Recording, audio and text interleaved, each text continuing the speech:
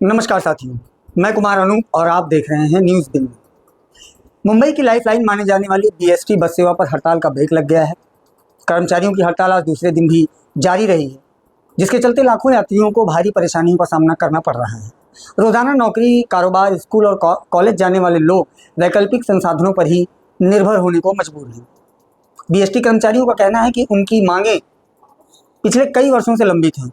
इनमें बीएसटी का बीएमसी में विलय होना, सेवानिवृत्त कर्मचारियों को बकाया ग्रेच्युटी का भुगतान होना, समान काम के लिए समान वेतन और संविदा व प्रतीक्षा सूची के कर्मचारियों के मुद्दों का समाधान प्रमुख रूप से शामिल है। कर्मचारियों का आरोप है कि वर्ष 2016 से लगातार सरकार और प्रशासन के समक्ष ये मांगे रखी जा रही हैं, लेकिन अब तक कोई ठोस फैसला नहीं लिया गया। आखिर कर्मचारियों की क्या मांगे हैं और क्यों सड़क पर उतरने को मजबूर हुए बीएसटी के कर्मचारी, सुनिए उन्हीं की जुबानी। क्या नाम है और क्या मुख्य समस्याएं हैं? माझं नाव शैलेश अर्जुन गोडकर, मागाठ आणि आगार बस कंडक्टर म्हणून मी कार्यरत आहे। आजचा आमचा संपाचा दुसरा दिवस, काल आमचा पहिला दिवस होता आणि आज संपाचा दुसरा दिवस। आज मला फक्त प्रमुख एवढंच सांगायचं आहे की आमच्या ज्या प्रमुख 4 मागण्या आहेत त्यामागे इतर काही मागण्या असतील। आज प्रशासनाकडे 1 महिन्यापूर्वी आम्ही निवेदन आमच्या वतीने आमच्या लोकप्रतिनिधीने निवेदन दिलं होतं आणि त्याप्रमाणे मागण्या ज्या आहेत आमच्या 2016 पासून प्रलंबित आहेत। आमच्या प्रमुख मागण्या ज्या आहेत ना ते बेस्टचं महानगरपालिकेत विलीनीकरण करणं, दुसरं म्हणजे जे आमचे सेवानिवृत्त झाले, जे 25 ते 30 वर्ष ज्यांनी सर्व्हिस केली आहे, आज त्यांना 2 ते 3 वर्ष झाले रिटायरमेंट होऊन, पण त्यांना अजून ग्रॅज्युएटीचा पैसा त्यांच्या खात्यात अजून आलेला नाही। त्यापैकी काही जण असे पण आहेत ते आज आजारी कंडिशन मध्ये आहेत की त्यांचं खाण्यापिण्याचं जे सगळं अडगडीचं आहे, पण असं असताना प्रशासनाने अद्याप त्यांनी 30-35 वर्ष काम केल्यानंतर जी ग्रॅज्युएटी जी देणं भाग आहे ते अद्यापर्यंत त्यांच्या खात्यात गेल्या नसल्याने त्यांचे दिवस ते कसे आजच्या महागाईच्या मुंबईच्या त्या ठिकाणी ह्या परिस्थितीत ते करू शकतात का? आता त्यांचं जे उपोषण आहे, त्यांच्या ज्या काही गोष्टी मागण्या आहेत त्या वेगळ्या त्या स्वरूपात त्यांच्यानी प्रशासनाकडे मांडल्या आहेत मागील 2-2.5 वर्षापासून। आमचा तिसरा मुद्दा आहे, आता वेटलिस्टचे जे कामावर जे कामगार भरती केले जात आहेत अद्यापर्यंत, आता त्यांना काम तर परमनंट सारखंच करून घेत आहेत, तर त्या व्यक्तींना समान काम समान वेतन ही त्यांची प्रमुख मागणी होती।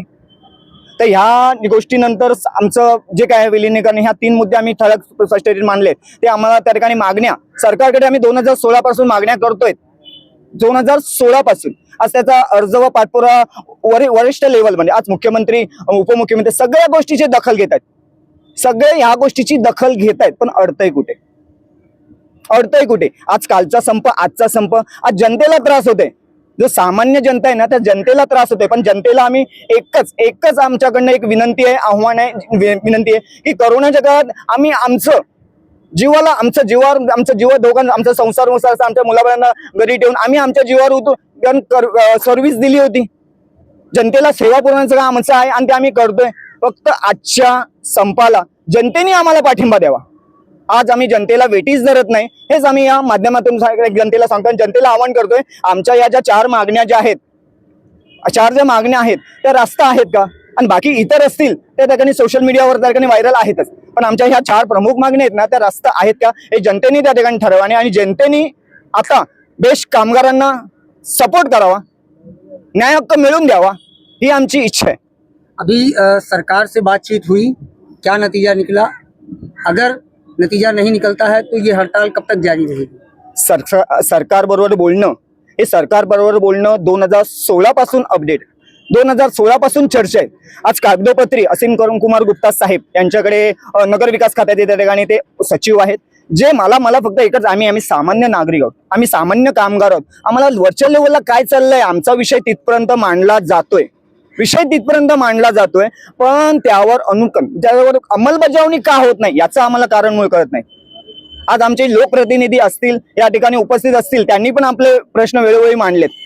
आता आम्हाला फक्त एवढंच आहे ना की कामगारांच्या ह्या 4 प्रमुख मागण्या वेळेत सोडवा, कारण का ह्याच्या मागचं पण कारण एकच आहे की जर आज विलीनीकरण झालं, बीएसटीची संपत्ती बीएसटीच्या कामगारांच्या ताब्यात राहिली तर जनतेला जी सेवा आहे आज 12 रुपयासाठी 8 रुपयावर आणू शकते, जर सरकारने ठरवलं तर।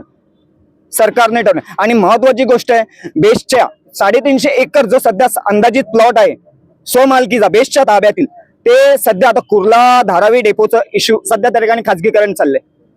आज गिरणी कामगारांचा जो विषय झालाय तो बेस्ट कामगारां घडू नये त्या गोष्टीची दखल घेतली आहे. तर आज 44 वर्ष झाली गिरणी कामगारांचा जो विषय आहे, आज 44 वर्ष झाली आहे आणि आज बेस्ट कामगार त्या टप्प्यावर आलाय. तर आज जनतेने बेस्ट कामगारांना सपोर्ट करावा, जनतेने सपोर्ट करावा, जनतेने कौल द्यावा आणि जनतेने आमच्या बेस्ट कामगारांच्या ज्या 4 प्रमुख मागण्या रास्त आहेत या गोष्टीचा खुलासा प्रशासनाकडे करावा, सरकारकडे कराव्या, मुख्यमंत्री उपमुख्यमंत्री महोदय सर्वांकडे आमची ही बातमी पडेल आणि जो काही विषय त्यांच्यापर्यंत आतापर्यंत गेला असेल आणि तो कागदावर टेबलावर पडून असेल तो फक्त त्यांनी आजच्या कंडिशनमध्ये आज किंवा उद्याच्या पर्यंत मार्गी लावा. संप हा आमच्या मनात आम्हाला त्या ठिकाणी करायचंच नाहीये, पण हा प्रशासनाकडनं हे जे डिले झालंय, जे त्या ठिकाणी विलंब झालाय, हे त्यांच्या निदर्शनास आणून देण्याकरता ह्या गोष्टी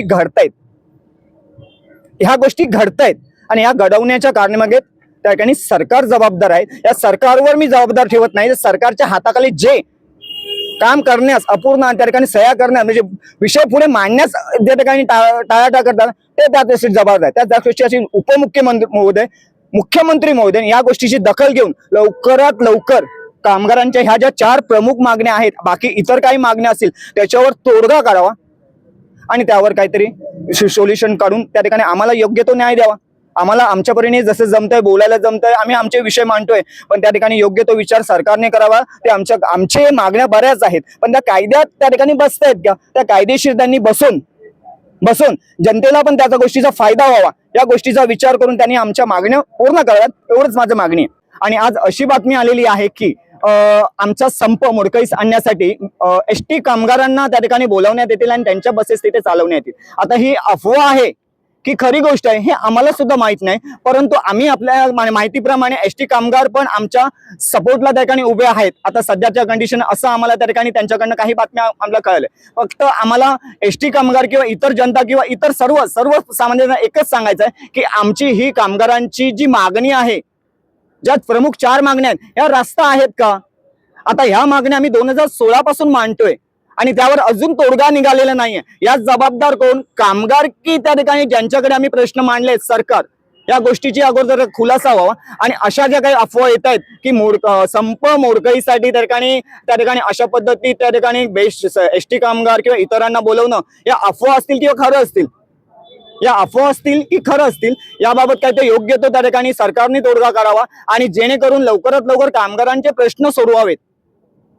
संप करणं हे कामगारांचं एकमेव हत्यार नाही किंवा ही इच्छा पण नाहीये. आज आमचा एक मजबुरी म्हणून आमचे विषय जनतेसमोर मांडावे. आज प्रशासनाकडे 2016 पासून म्हणते, आज जनतेकडे मांडावे यासाठी हे संप पुकारले. तर जनतेला आणि इतर सरकारला हे निवेदन काही लवकरात लवकर या गोष्टीचा आमचा तोडगा काढून आम्हाला योग्य तो न्याय द्यावा. आता हा विषय जो आहे, आज त्या ठिकाणी 2रा, उद्या 3रा, आम्हाला पण दिवसावर दिवस वाढवायचे नाहीयेत.